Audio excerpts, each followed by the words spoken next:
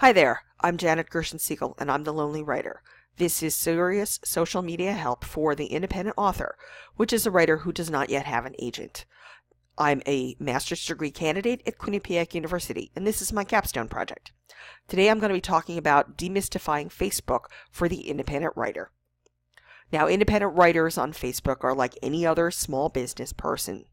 You have two separate lives. One is your regular old social life as an individual, where you have friends, you might share your opinion, play games, posting memes, that sort of thing. But your other life is as a writer.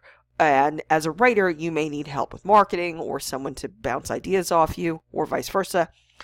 You may need help with a plot or just somebody to listen.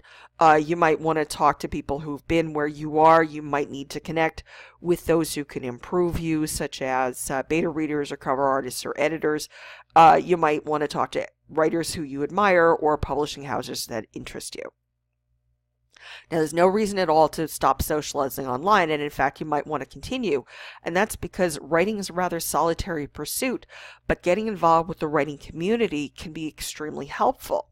Not only do you get bounce off and people who understand your struggles, you also get people who can answer questions about technical stuff like what's the past imperfect, or who might understand when you're trying to research whether there were gas lamps in 16th century Italy, and they might be able to help you either to learn how to Google better, or they might be able to find this information themselves. Where can you hang out? Well, one of the places is the NaNoWriMo Facebook group. It's a very large group.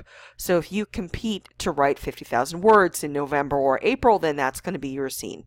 The group's generally friendly, but every now and then there are people who step on toes. It's usually best to hang back at the start. That's good advice for just about any group or page that you join on Facebook. There are also Facebook groups for local nano groups. You're going to have to do a little searching on Facebook for those.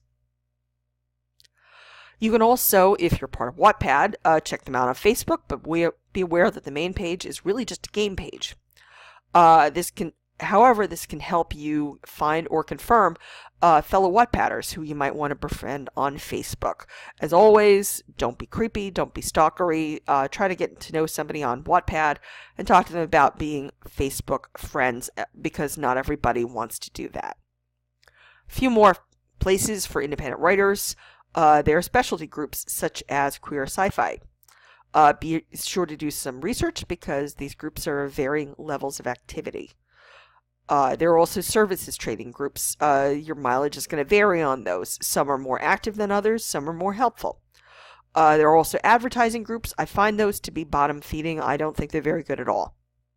If they're really just a bunch of ads and nobody is liking or replying to them or otherwise engaging with them, then they're obviously not effective. Now, some of these other groups, such as Nano and Queer Sci-Fi, have one day set aside per week for people to advertise. So you might want to look at these for more than one day and get there not only on advertising day, but on another day to see just how the activity drops off and whether it's worthwhile to continue.